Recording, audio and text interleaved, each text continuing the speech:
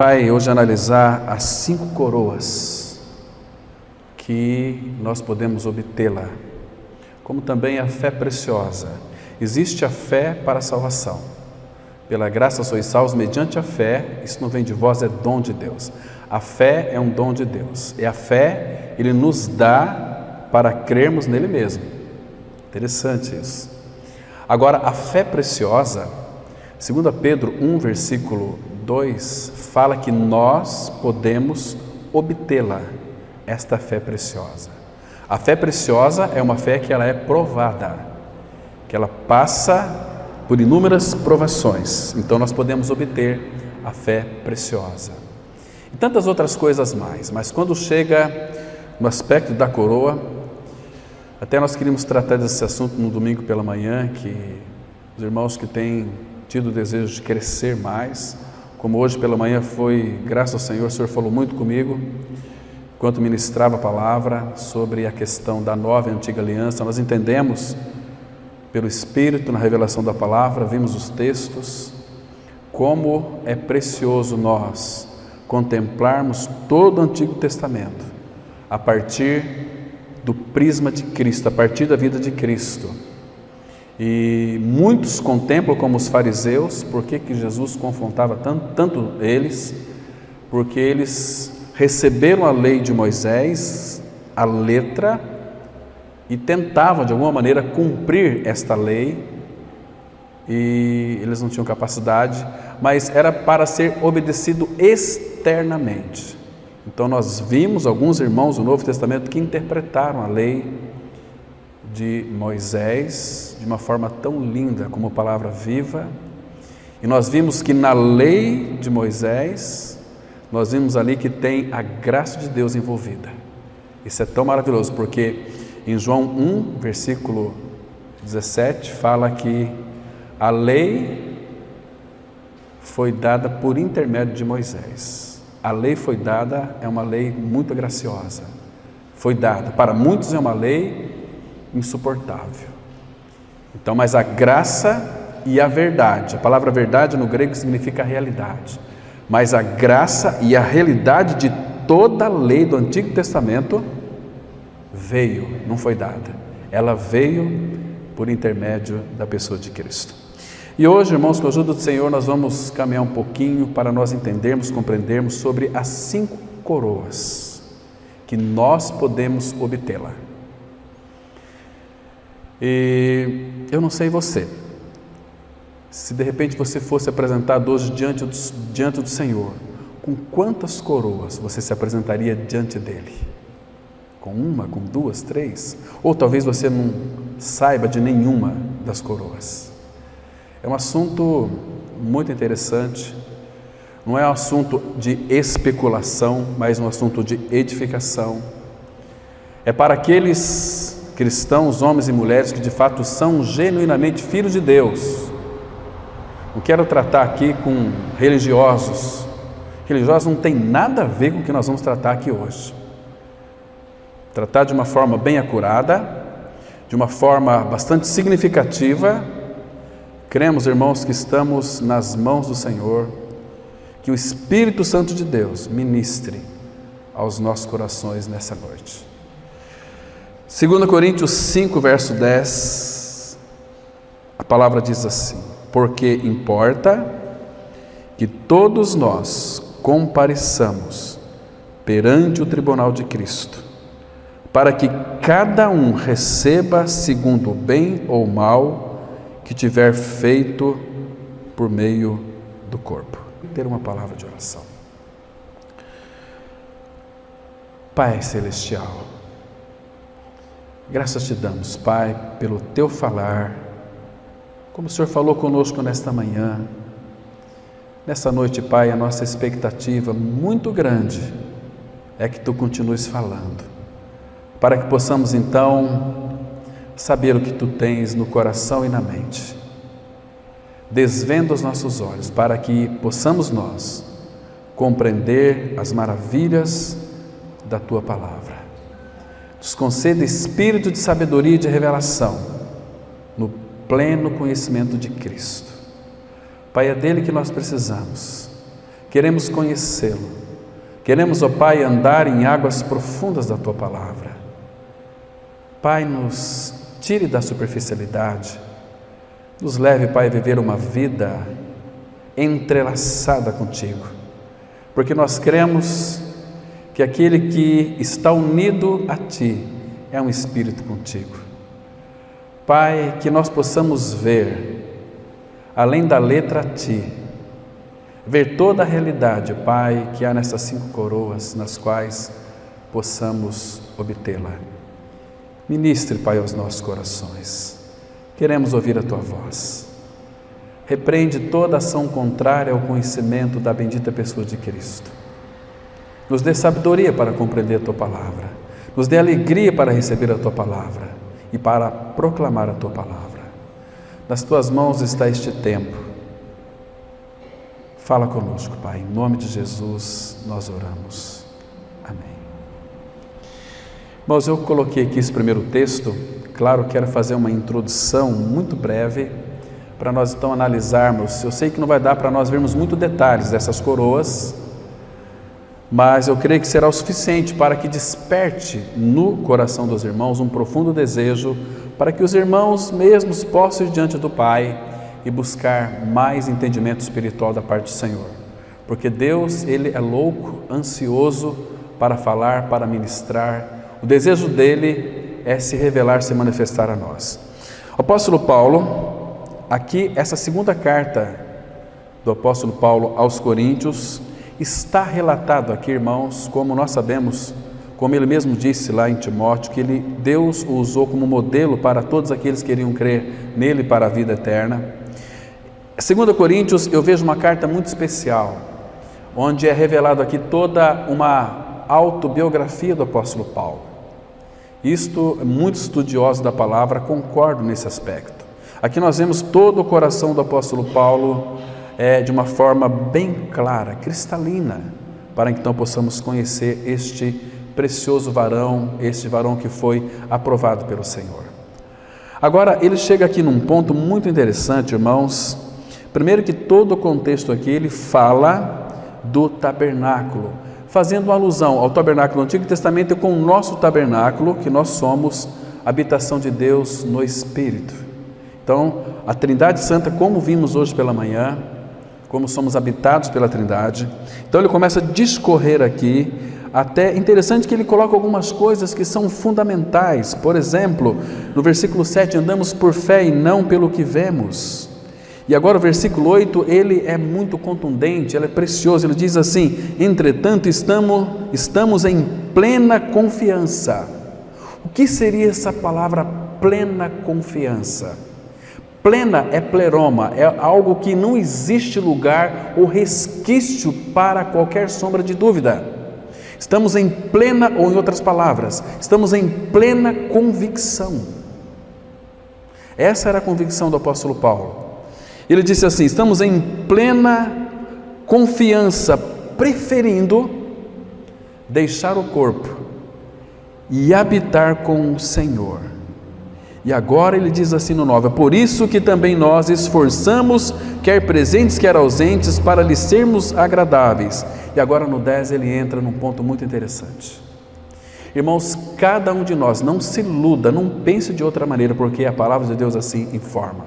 Este tribunal aqui, que é o tribunal de Cristo, não é o tribunal de Deus, é o tribunal de Cristo. O tribunal de Deus, todo ímpio se apresentará diante dele para receber a sentença. E qual sentença que é essa? Apartai-vos, malditos para o fogo eterno, preparado para o diabo e seus anjos. É a sentença, porque Jesus disse lá em João 3, verso 18: quem crê em mim não será julgado, quem não crê já está condenado. Entenda uma coisa, Jesus veio não para julgar o mundo, porque o mundo já está julgado pela própria palavra. Então ele veio para salvar o mundo. Mas quando o mundo se recusa a acolher o amor da verdade para ser salvo, o apóstolo Paulo, em 2 Tessalonicenses 2, 9 e 10, ele diz que o próprio Deus envia para essas pessoas a operação do erro, para que elas creiam a mentira, sejam julgadas, caiam para trás, vai para a perdição eterna. Agora, o tribunal de Cristo é um tribunal onde nós iremos receber as recompensas. Porque é muito claro que importa que todos nós, falando para filhos de Deus em Cristo, todos nós compareçamos perante o tribunal de Cristo. Então, este tribunal, na vida de um filho de Deus, é um tribunal inevitável. Irmão, cada um de nós, se cremos no Senhor, importa que compareçamos a este grande tribunal de Cristo. Aí ele fala para quê? Para que é o propósito do tribunal? Para que cada um receba segundo o bem ou mal que tiver feito por meio do corpo. Então, queridos, cada um dos filhos de Deus deve estar cientes. Não retire isso da sua mente, que você vai estar nesse tribunal. Quando é que vai ser isto? Breve, breve, breve. Agora, à medida que o tempo da volta do Senhor se aproxima, é vital, meus irmãos, é vital que todos entendam o que virá depois, quando formos tomados deste mundo e seremos apresentados na glória. Importante que nós saibamos, porque após o arrebatamento dos cristãos, dos filhos de Deus, dos regenerados, dos santos, porque se apresentará diante do Pai só santos, não é aqueles que têm um distintivo de evangélico. São evangélicos, são aqueles que passaram pelo evangelho, mas, irmãos, 99% nem sabe o que é evangelho.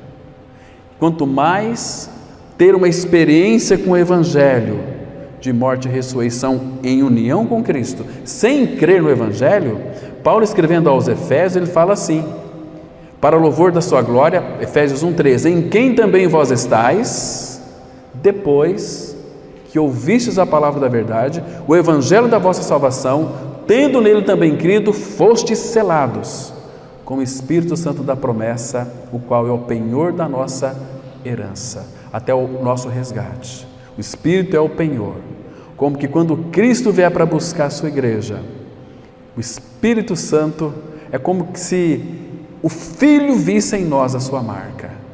Isso é muito interessante nós sabermos, né?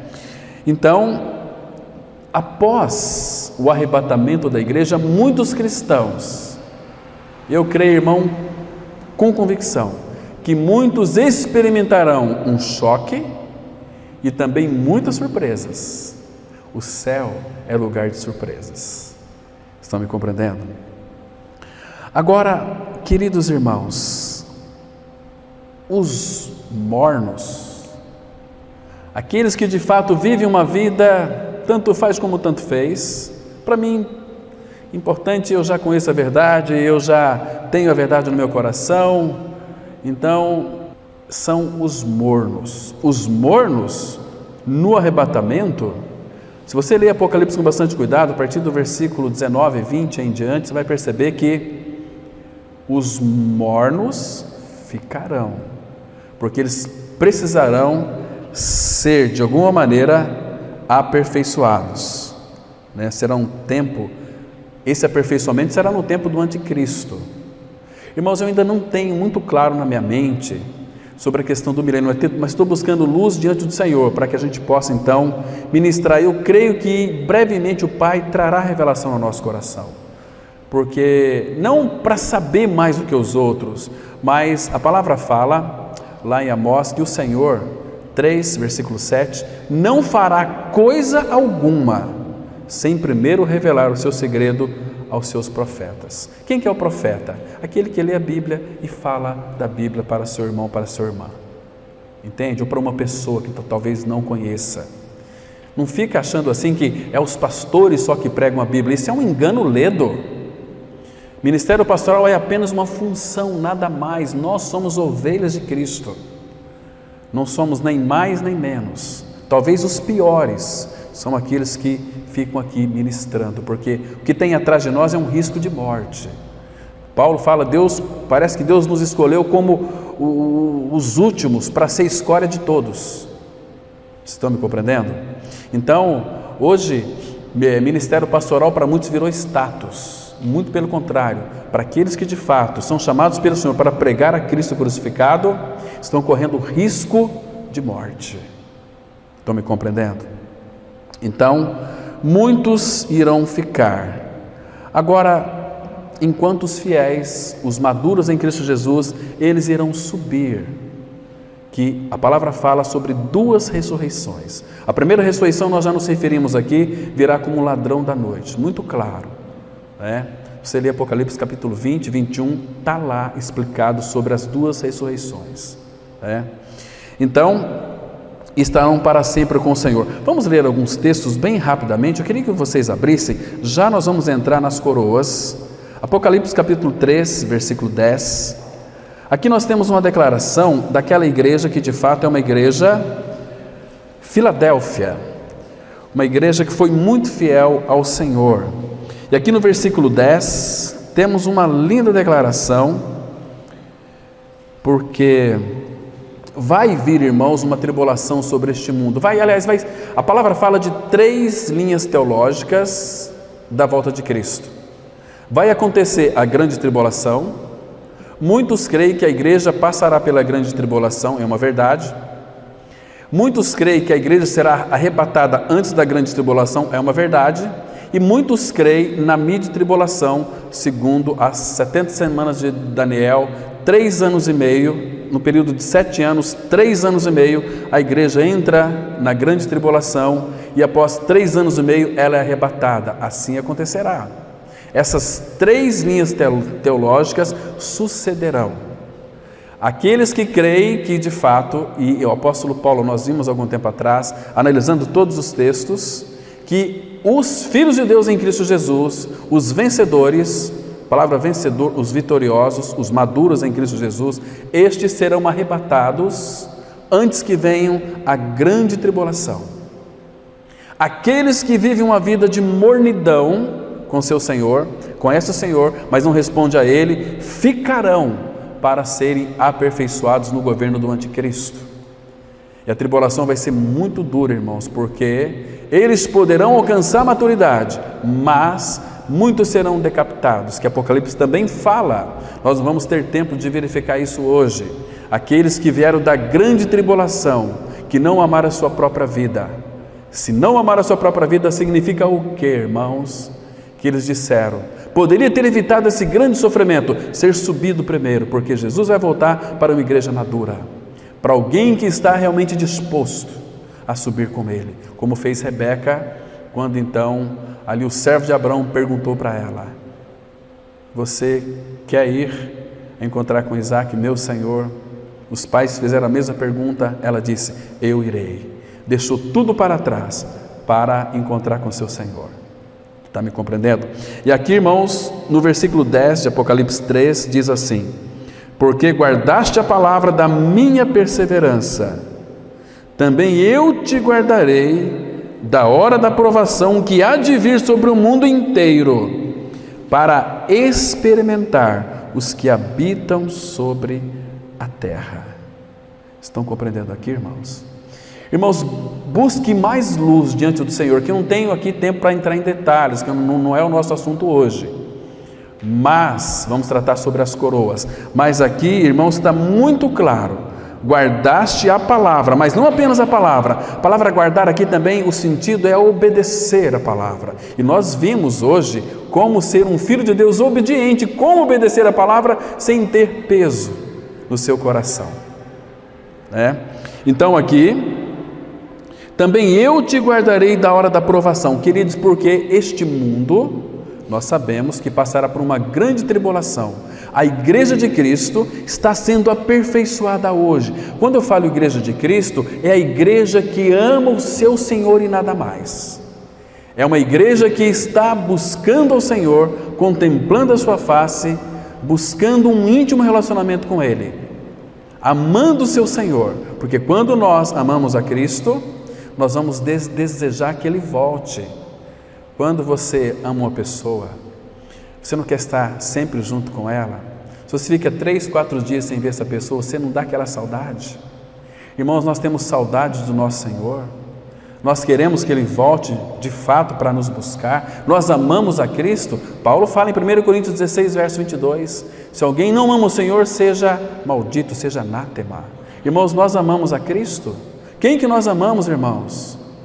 Quem tem corrompido o nosso coração? Quem tem tirado o nosso foco? São coisas, são as circunstâncias?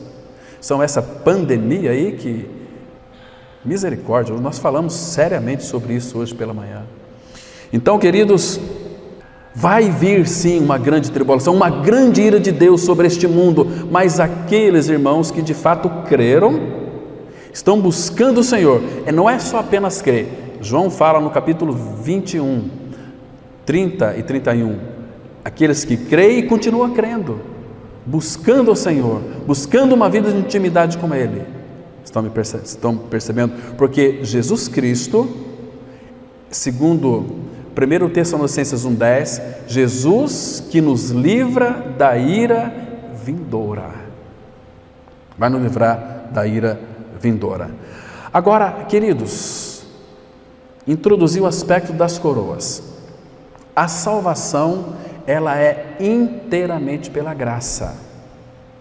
Inteiramente pela graça. Agora, mas as recompensas, a gente vai entrar já nas coroas, as recompensas, elas são dadas de acordo com as obras. Que obras que são essas?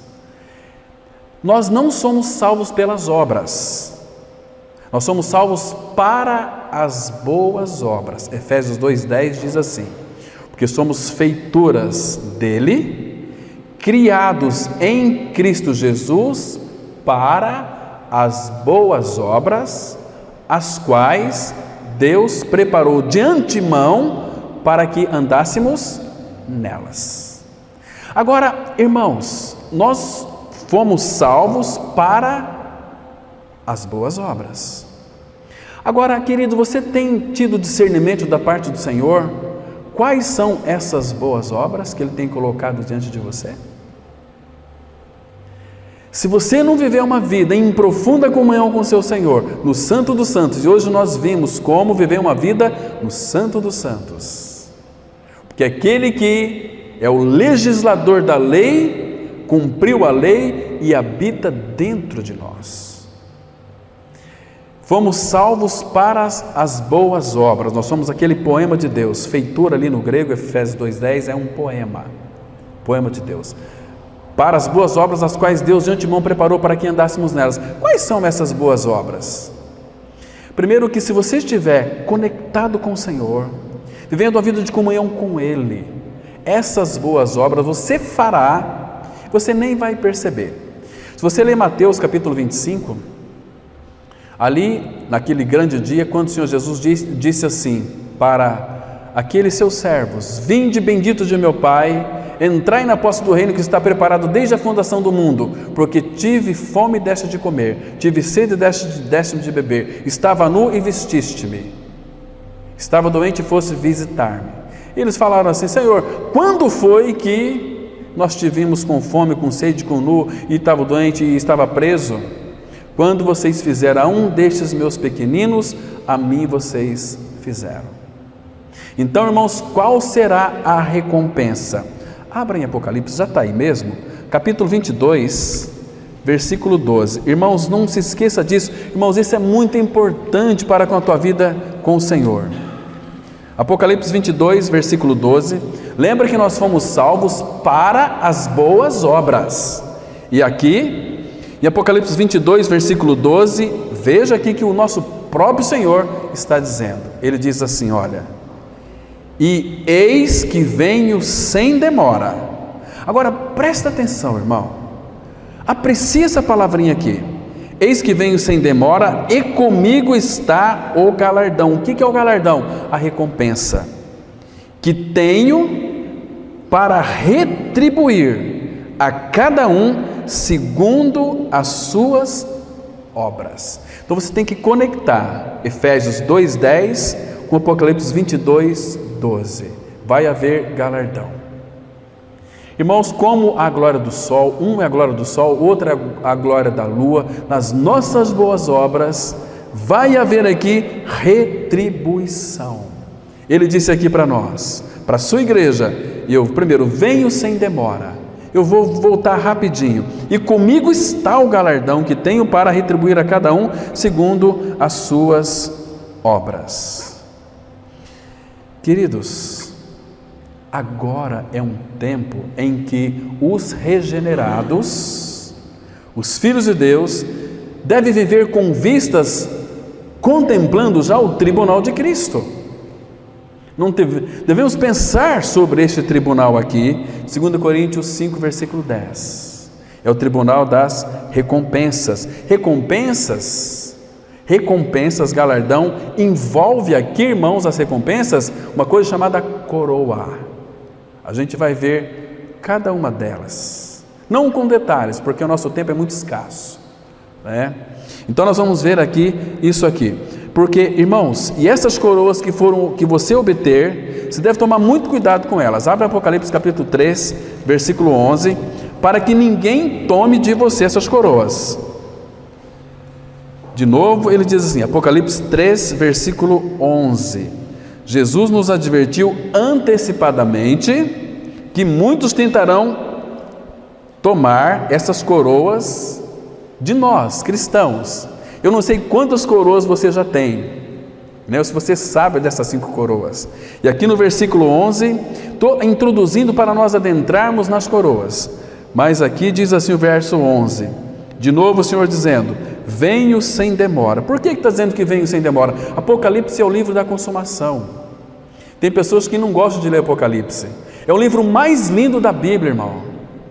Efésios, Mateus, Apocalipse, são livros preciosíssimos, porque aqui fala da vitória do Cordeiro, fala do triunfo da igreja, fala das bodas do Cordeiro. Irmãos, que livro glorioso! Muitos ficam preocupados com seus enigmas, com tantas coisas aqui que realmente nem vale a pena nós considerarmos, né? Venho sem demora, conserva o que tens, para que ninguém tome a tua coroa. Conserva o que você tem, para que ninguém tome a tua coroa. Queridos, e aqui no versículo 12, ele já fala sobre os vencedores. Ao vencedor, faloei coluna no santuário do meu Deus, e daí jamais sairá. Gravarei também sobre ele o nome do meu Deus, o nome da cidade do meu Deus, a nova Jerusalém, que desce do céu, vinda da parte do meu Deus, e o meu novo nome. Quem tem ouvidos, ouça o que o Espírito diz às igrejas. Então, queridos, a Bíblia mostra que existem 5 coroas. 5 coroas preciosíssimas, diferentes, que somente os regenerados podem obtê-la da parte do Senhor. Para isso precisa esforço e determinação. Irmãos, foi pregado muito tempo para nós, muitos livros foram escritos, que uma vez que você foi salvo pela graça, você está na graça. Não tem não precisa se esforçar mais para nada. De fato, isso é uma inverdade, irmãos. Spurgeon diz que a graça nos faz suar. Algum tempo atrás, naquele livro Sermões de Spurgeon, um jovem ficou muito impressionado com a pregação de Spurgeon. Ele disse assim, qual o segredo para ter uma pregação eficiente e eficaz? Spurgeon respondeu para ele, suor, suor, suor, suor. Nós não gostamos muito dessa palavra esforço. Nós já nos esforçamos no nosso dia a dia, no nosso trabalho, já nos esforçamos no nosso lar. Lá a gente tem enfrentado muitas dificuldades. Ele disse, não é nenhum esforço. Agora nós temos que ser determinados, como é o nosso Senhor. Nós não desejamos ter a formação de Cristo em nós. Jesus foi determinado. E o que falta em nós, irmãos, para sermos determinados? Porque sem determinação nós jamais iremos alcançar essas coroas, nas quais nós vamos citá-las aqui. Depois nós vamos ver os textos também, para que os irmãos possam ir aos pés de Cristo e examiná-las com bastante cuidado. Então, e o que vai acontecer depois, irmãos, que nós recebermos essas coroas? É depositar aos pés de Cristo. Aqui em Apocalipse capítulo 4, versículo 10 e 11, a palavra de Deus diz assim: e os 24 anciãos prostrar-se-ão diante daquele que se encontra sentado no trono, adorarão o que vive pelos séculos dos séculos e depositarão as suas coroas diante do trono, proclamando: Tu és digno, Senhor e Deus nosso, de receber a glória, a honra e o poder, porque todas as coisas Tu criaste, sim, por causa da Tua vontade, vieram a existir e foram criadas. Irmãos, o Apocalipse parece que é tão difícil, né? Mas que tão simples que é. Agora, talvez você me perguntasse, quem são esses 24 anciãos? Quem são eles? Como podemos interpretar aqui este versículo à luz do Espírito Santo? Eu sei que existem muitas interpretações, mas precisamos, irmãos, para termos um entendimento real e muito claro, ir aos pés do Senhor Jesus. Senhor, eu quero que Tu me reveles essa verdade. Quem são esses 24 anciãos? Eu li muitos, irmãos, livros, já busquei aos pés do Senhor, né? E também esta é a visão de muitos irmãos do passado, irmãos do presente também, que têm tido da parte do Senhor essas grandes revelações, para interpretar então esses 24 anciãos. Quem são eles, irmãos? Isso aqui é uma figura muito clara dos maduros, e também são aqueles homens que foram troféus de Cristo. Você se lembra lá em Mateus capítulo 27, versículo 52 em diante, quando Jesus Cristo ressuscitou dentre os mortos, muitos túmulos foram abertos e muitos foram ressuscitados. E se você ler com bastante cuidado, Efésios no capítulo 4, versículo 10, onde ali o apóstolo Paulo fala, eu creio piamente nesses troféus, que quando ele foi levantado, quando ele foi assunto aos céus, ele levou cativo o cativeiro. Entende? São dádivas que o Pai havia dado para ele, então ele levou cativo os cativeiros. Eu creio que estão diante dele como troféus, ali servindo ao Senhor. Mas também não é este assunto de hoje. Agora nós também, meus queridos irmãos, se nós alcançarmos uma vida de maturidade, e não está distante de nós, irmãos, para que nós tenhamos uma vida de maturidade espiritual, precisamos nos envolver tão somente com o nosso amado Senhor. Em todas as coisas, diz o apóstolo Paulo, começando com comida e bebida, 1 Coríntios 10, 31, quer comais, quer bebais, façais qualquer outra coisa, fazei tudo para a glória de Deus. Agora uma pergunta aqui, ela é muito pertinente. Aquilo que eu faço glorifica a Deus? Os meus pensamentos glorificam a Deus? O meu falar é um falar que glorifica a Deus? Ou façais qualquer outra coisa, fazei tudo para a glória de Deus? Quando de fato a nossa vida estiver num nível espiritual em que, em tudo que nós fizermos, o nome dele vai ser glorificado, podemos dizer que somos homens e mulheres maduros. Quando a nossa atenção, o nosso envolvimento será tão somente o Senhor, podemos dizer que somos homens e mulheres maduros. Então, o que acontecerá com os maduros lá na glória? Aqui em Apocalipse capítulo 3, olha que lindo, irmãos, versículo 21 e 22. Claro que Laodiceia é a nossa história, falamos hoje pela manhã, com detalhes. Agora, chega aqui no versículo 21, Jesus diz assim: ao vencedor. Essa palavra vencedor é um verbo presente, ativo, atual, que significa vencer, vencer, vencer. O que significa isso? Vencer, vencer, vencer. Irmão, vocês nunca leram?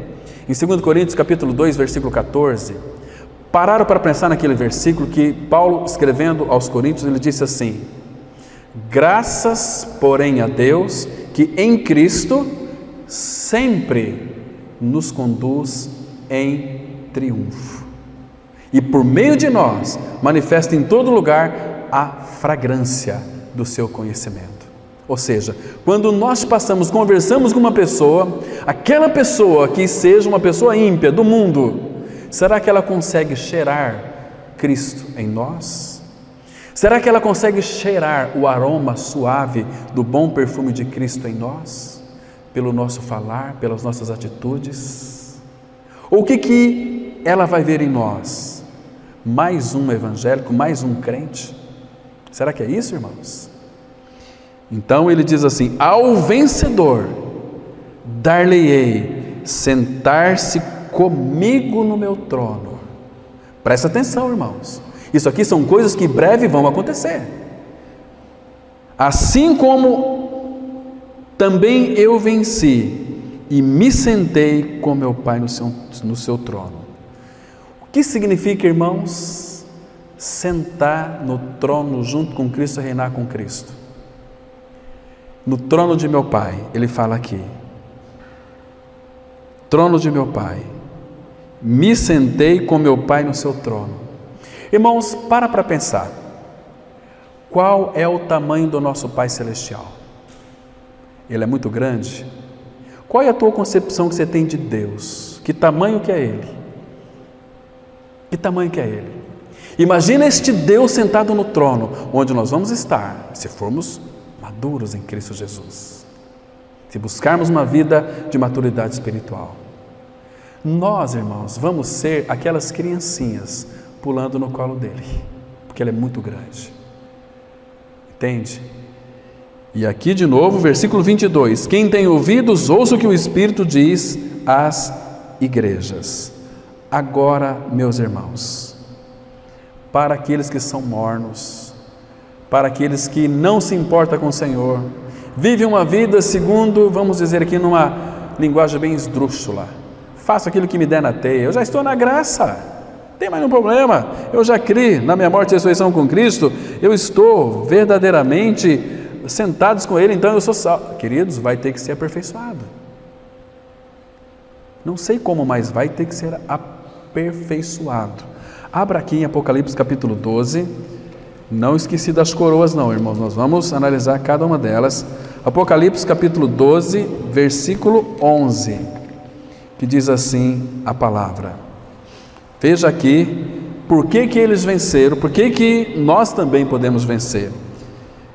12:11 diz assim: eles, pois, o venceram por causa do sangue do Cordeiro e por causa da palavra do testemunho que deram, e mesmo em face da morte não amaram a própria vida.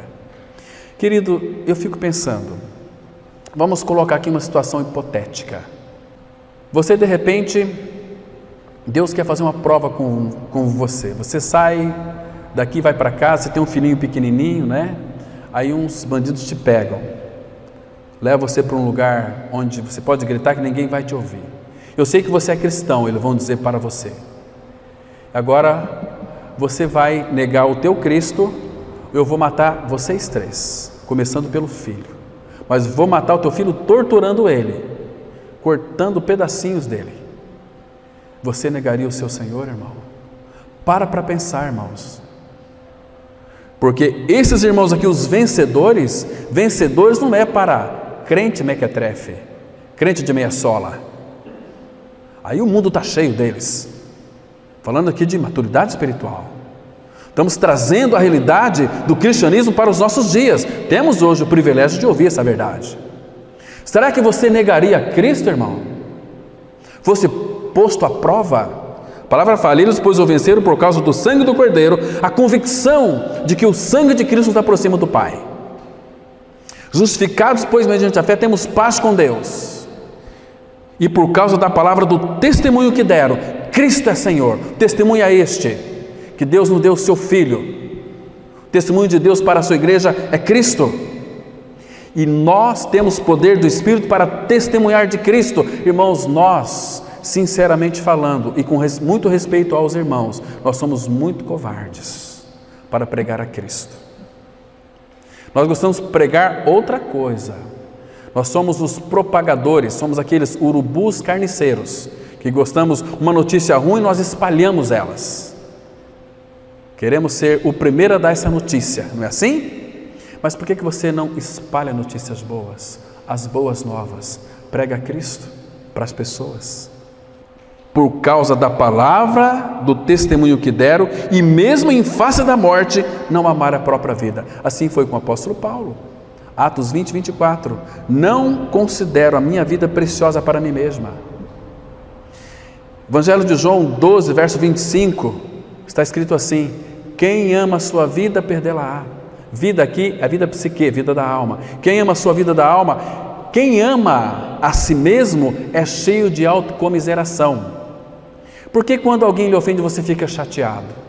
Uma tromba de elefante. Porque você é uma pessoa muito doída, ressentida. Ou, como nós somos difíceis, irmãos. Naturezinha mais autocomiserativa. Dói. Ai, tadinho de mim. Você não sabe o que fizeram comigo. Vê se eu não tenho direito aqui de fazer isso e aquilo. Irmãos, nós não conhecemos o Cristo que habita em nós. Paulo e Silas, meia-noite, naquela prisão, depois de ter apanhado, as costas sangrando, o que eles faziam, irmãos? Eles oravam e cantavam louvores a Deus. Irmãos, esse é um cristianismo verdadeiro. Nós estamos vivendo um cristianismo, parece que um cristianismo teórico, entende? Sem realidade espiritual.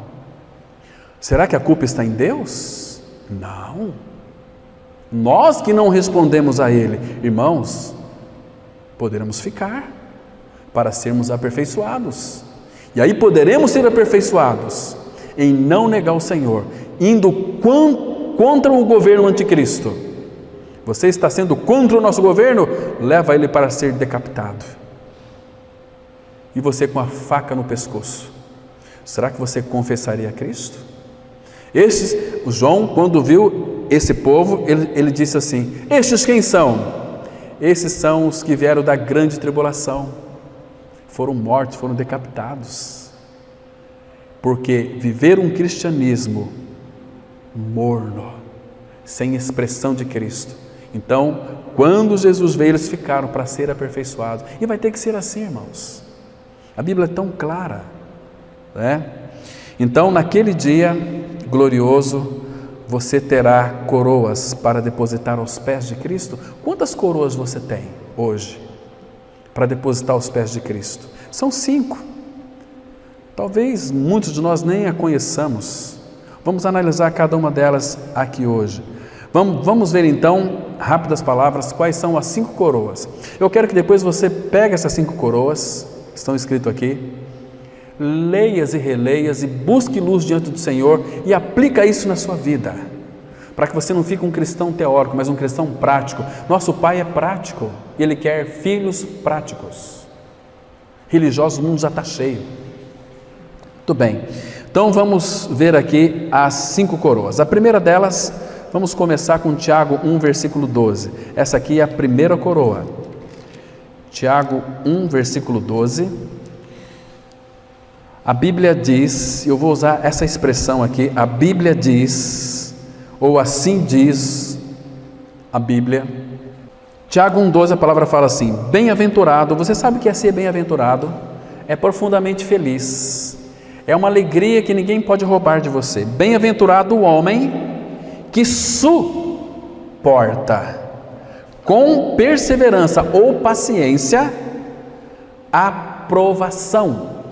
Presta atenção, irmãos, porque depois de ter sido aprovado, receberá a primeira coroa, a coroa da vida, a qual o Senhor prometeu aos que o amam. Irmãos, então, como nós podemos receber essa coroa? Então aqui tem um indício aqui que é suportar com perseverança a aprovação. Irmãos, você não vai suportar com perseverança a aprovação se você, no final desse versículo, diz assim: amar o Senhor. Porque se você não amar o Senhor, você não vai ser fiel a Ele. Se você não é fiel a Ele, quando vem a tribulação, você vai levantar a plaquinha, eu estou sofrendo, me ajuda, socorro, vai buscar socorro do homem. Está me compreendendo aqui, irmãos? Bem-aventurado o homem que suporta com perseverança a provação, porque depois de ter sido aprovado, irmão, você se considera um homem ou mulher aprovado em Cristo? Lá em Romanos 16, verso 10, Paulo escreveu assim: Apeles, homem aprovado em Cristo. Segundo Timóteo 2,15, Paulo fala assim: procura apresentar-te a Deus aprovado, como obreiro, de que não tem de que se envergonhar e que maneja bem a palavra da verdade. Irmãos, somos de fato homens e mulheres aprovados em Cristo? Ou não, irmãos? O que falta para nós, irmãos? Nós somos displicentes e negligentes, ou preguiçosos. Nós somos leões para as outras coisas, mas para o Senhor somos aqueles gatinhos, doentes, machucados, cheios de sarna, ou sarda, sei lá como é que fala isso, mas essas coisas aí, um gatinho, mas nós somos um leão para as outras coisas, né? Queridos, aqueles que depois que amam o Senhor, olha só aqui, então não fique pensando agora, porque senão você pode virar religião. Não, agora eu vou suportar a provação com paciência, né? Porque depois de ter sido aprovado, eu vou receber a coroa da vida. Mas tem um detalhe que é fundamental, a qual o Senhor prometeu aos que o amam. Primeiro você tem que ler esse versículo de trás para frente. Você ama o Senhor? Pelo fato de você amar o Senhor, você vai ser fiel a Ele. Você vai suportar a aprovação e você vai ser coroado com a coroa da vida. Essa é a primeira coroa. Muito interessante essa coroa. Vamos aqui, irmãos, rapidamente para a segunda coroa. 1 Coríntios capítulo 9, versículo 24 até o 27. É uma linda coroa também. Observa que coroa maravilhosa nós temos aqui. 2 Coríntios... 1 Coríntios, capítulo 9, isso. 9, versículo 24. 24, a segunda coroa, né? 24 até o 27. Vamos identificar a segunda coroa aqui, que diz assim. Verso 24. Olha o que o apóstolo Paulo está dizendo aqui pelo Espírito. Aliás, é a voz do Espírito. Não sabeis vós que os que correm no estádio, todos na verdade correm, mas um só leva o prêmio. Correi de tal maneira que o alcanceis. Todo atleta em tudo se domina. Aqueles para alcançar uma coroa corruptível. Nós, porém, a incorruptível. Então aqui é a segunda coroa. A coroa incorruptível, versículo 26. Assim corro também eu, não sem meta. Assim luto, não como desferindo golpes no ar, mas esmurro meu corpo e o reduzo à escravidão, para que, tendo pregado a outros, não venha eu mesmo a ser desqualificado. Algum tempo atrás, um irmão me fez um convite para ir para os Estados Unidos, ficar pregando a palavra lá um mês. Fez 5 convites. Como eram 30 dias, eu resignei não ir. Nós tínhamos compromisso com a comunidade, então eu disse não para aquele convite. Ficar lá em Boca Raton pregando o evangelho durante 30 dias. E ele disse para mim o seguinte: olha, eu quero que você ore por mim, Cláudio, porque aqui agora eu estou passando por muita dificuldade, estou trabalhando demais. Nossa, que benção, você está pregando segunda a segunda? Não, eu prego quarta e domingo de manhã e à noite. Eu falei, meu Deus, que situação é essa? O apóstolo Paulo, irmãos, ele só tinha o Antigo Testamento. E lá em Atos 28, versículo 23 e 24, Paulo ele usava o Antigo Testamento para pregar a Cristo. Ele pregava de manhã e à tarde, todos os dias, para uma multidão de pessoas lá na Itália, na casa que ele tinha alugado, que ele ia se apresentar diante do imperador César. Entende? Pregava de manhã e à tarde todos os dias, todos de manhã e à tarde. Irmãos, pregar a palavra é algo tão maravilhoso. Irmãos, como tem sido precioso. Eu sinto falta quando não tenho que pregar a palavra em algum dia. Percebe? De manhã e à noite. Que delícia. Tem tempo para ficar com o Senhor depois, durante a tarde, né? Como é bom pregar a palavra. Se nós pudéssemos ter as reuniões da igreja todos os dias, irmãos, todos os dias de casa em casa, no templo, de casa em casa, não cessar de ensinar, de pregar Jesus o Cristo, nós iríamos crescer de uma forma tão maravilhosa e gloriosa, né? Iríamos ter disciplina, porque é aqui que fala, a coroa incorruptível precisa de termos disciplina. Todo atleta em tudo, ele não se disciplina, na sua alimentação, nos seus exercícios, tem disciplina. Tem pessoas que, eu vi esses dias uma reportagem daquelas do nado sincronizado, treina 6 horas por dia, todos os dias. Esses dias eu vi uma irmã fazendo uma esteira, 1 hora lá na esteira, né? Falei, puxa vida, 1 hora na esteira, e direto, disciplina, porque o nosso corpo, ele quer o quê? Aquele sofazinho, nem ler a Bíblia não, agora não, vou ver um filme primeiro. Eu conheci um amigo que era pastor, que para ler a Bíblia tinha que ler o jornal antes, tem que ler o jornal, porque lendo o jornal me dá vontade de ler a Bíblia, meu Deus do céu, e ia para a Bíblia não para ler as Escrituras, para conhecer o Senhor, mas para buscar mensagens, como muitos, já mostrei para alguns, talvez estão até assistindo essa mensagem, que é vergonha para eles. Olha, Cláudio, passa para mim um esboço aí, que hoje eu estou sem inspiração, não sei o que pregar. Não é assim? Misericórdia. Irmãos, a Bíblia é um poço de riqueza, né? Inesgotável de riqueza. Então aqui, a coroa incorruptível precisa de ter aqui, para ganhar este prêmio, é necessário uma vida de disciplina. Esmurra o meu corpo e o reduza à escravidão. Ou seja, quem manda é o meu coração, não o meu corpo. Meu corpo, ele quer sempre repousar, um pouco para dormir, um pouco para tosquenejar, e assim verá a tua pobreza. Temos que ser homens e mulheres diligentes. Então, irmãos, a coroa incorruptível, aqui ela envolve, é concedida ao cristão que vence a corrida espiritual. Tem que ter disciplina, porque é uma corrida diária. Nós começamos assentados, Efésios 2:6, começamos andando, Efésios 5:2, e Hebreus 12, nós terminamos correndo essa carreira que nos está proposta, olhando firmemente para Jesus, autor e consumador da nossa fé. Irmãos, é maravilhoso. Qual dessas coroas nós temos, irmãos? A da vida? Temos a incorruptível, mas vamos aqui para a terceira coroa. Abra sua Bíblia em 2 Timóteo capítulo 4, versículo 6, 2 Timóteo 4, versículos 6 a 8. Depois vamos fazer alguns comentários aqui também, rapidamente, que temos ainda 10 minutinhos apenas. Diz assim a palavra, 2 Timóteo 4, verso 6. Quanto a mim, olha aqui que Paulo está dizendo, quanto a mim, essas particularidades são fundamentais, porque pode ser não ser para você. Paulo, ele fala nós, quando envolve salvação, santificação, mas aqui é algo muito particular dele. Claro que o Espírito quer que seja nosso também, porque Paulo é um modelo para nós de crer e de crescer também. Quanto a mim, estou sendo já oferecido por libação, e o tempo da minha partida é chegado. Em primeiro lugar, irmãos, o Filho de Deus, uma nova criatura, ele não morre, ele parte. Não fala aqui de morte. Se Paulo estivesse escrevendo para ímpios, ele falava que está chegando o dia da minha morte. Mas aqui não. Lembra lá no Monte da Transfiguração, quando Moisés e Elias falou com Cristo? O que Moisés e Elias falaram com Cristo ali, irmãos? Falaram sobre o seu êxodo e o dia da sua partida, que estava para cumprir em Jerusalém, que Jesus seria crucificado. Era a partida. Vocês entendem porque no Salmo 116:15 diz assim, que preciosa é aos olhos do Senhor a morte dos seus santos?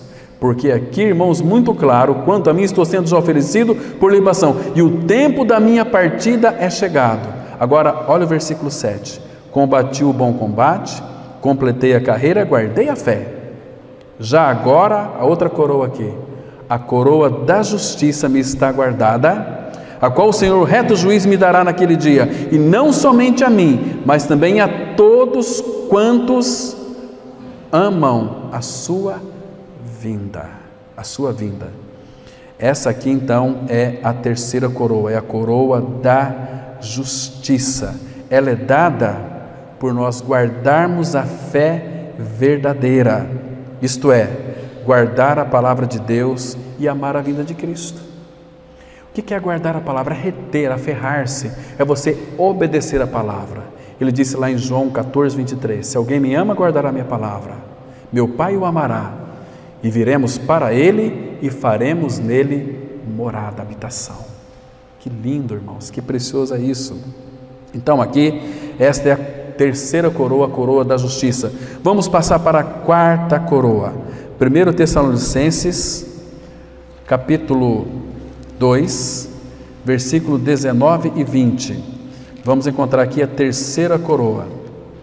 Essa coroa, uma coroa maravilhosa. 1 Tessalonicenses, capítulo 2, versos 19 e 20. Diz assim a palavra: pois quem é a nossa esperança, ou alegria, ou coroa em que exultamos? Na presença de nosso Senhor Jesus em sua vinda. Não sois vós?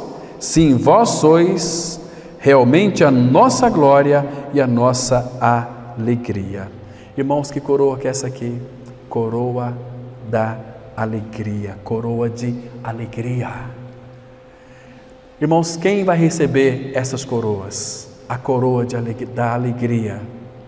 E aqueles que de fato servem ao nosso amado Senhor de uma forma alegre. Salmo 100, verso 2, lembra que está escrito lá? Servi ao Senhor com alegria e apresentai-vos a Ele com cântico. Irmãos, Paulo preso, imagina só, naquela cadeia em Filipos, fétida, nojenta, fria, escrevendo aquela carta aos filipenses, ele disse assim, lá em Filipenses 4:4, alegrai-vos no Senhor. Outra vez digo, alegrai-vos. É imperativo. Porque, queridos, a alegria nos tem. Cristo é a nossa alegria. O fruto do Espírito é a alegria. Então, esta é a coroa de alegria. Você serve a Cristo com alegria? Ou com macambúzio? Ou triste? Ai, Deus. Ai, como eu estou sofrendo. Faz tanto para Deus. Deus está sendo tão injusto comigo. Uma vez, no hospital, uma mulher de 67 anos, uma cadeira de roda, e eu falando ali com uma pessoa sobre a questão de Cristo, o assunto tem que ser Cristo. Ela, ai, você é crente? Falei, não, eu sou cristão, sou uma nova criatura em Cristo, Deus me fez santo. Ah, tá, então eu sirvo a Deus faz 63 anos, eu acho que Deus está sendo injusto comigo, porque eu tenho que fazer hemodiálise, e Ele é o Deus da cura, e se esqueceu de mim.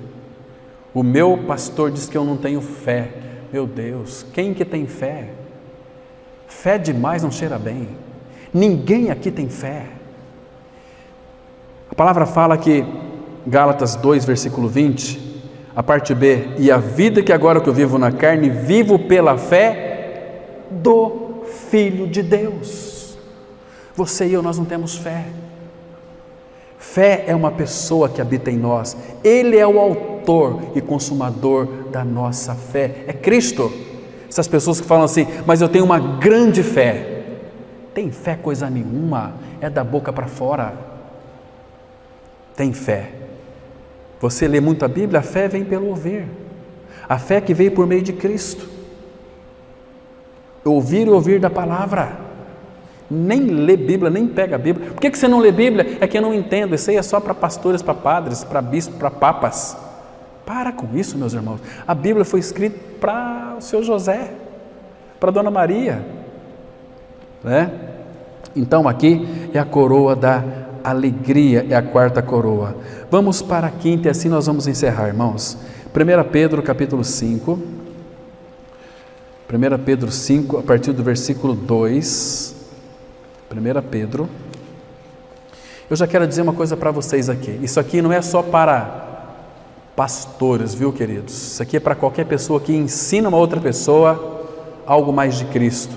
É para aquela pessoa que pastoreia o seu lar, para o marido, para a esposa, que pastoreia um ao outro. Aqui há um imperativo, 1 Pedro 5,2: pastoreai o rebanho de Deus que há entre vós, não por constrangimento, mas espontaneamente, como Deus quer, nem por sorte da ganância, mas de boa vontade, nem como dominadores dos que vos foram confiados, antes tornando-vos modelos do rebanho. Ora, olha aqui a quinta coroa. Ora, logo que o Supremo Pastor se manifestar, recebereis a imarcessível coroa de glória. Irmãos, não é só para pastores essa coroa aqui, mas é dada aos fiéis que alimentam devidamente o rebanho dele. Quem que é o rebanho do Senhor? Se você é casado e tem filhos, teus baixinhos ali são teu rebanho.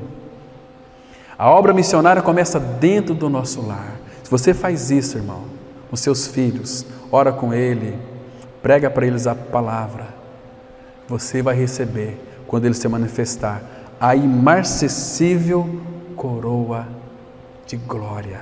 Que coroa é essa, meus irmãos?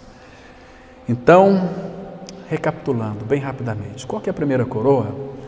Coroa da vida. Qual que é a segunda coroa? A coroa incorruptível. Qual que é a terceira coroa? Da justiça. Qual que é a quarta coroa? Da alegria. E a quinta, a coroa da glória. Amém? Vamos orar. Maravilhoso Pai, muito obrigado, Pai, pelo tempo que Tu nos deste para estarmos aqui em torno da Tua palavra. Continue se revelando a nós, Pai. Continue falando conosco. Nós cremos, ó Pai, que a Tua palavra, como Tu mesmo dizes, não voltará para Ti vazia, mas fará aquilo que Lhe apraz e prosperará para a qual foi designada. Pai justo, em nome de Jesus, frutifique a Tua palavra em nossos corações. Pai, para que o Teu Espírito encontre em nós resposta a Tuas verdades já reveladas aos nossos corações. Pai, nos leve guardado para os nossos lares, nos dê uma semana abençoada, e certamente será uma semana abençoada, porque Tu és a nossa vanguarda, a nossa retaguarda. Tu nos cercas por detrás e por diante. Em nome de Cristo nós oramos.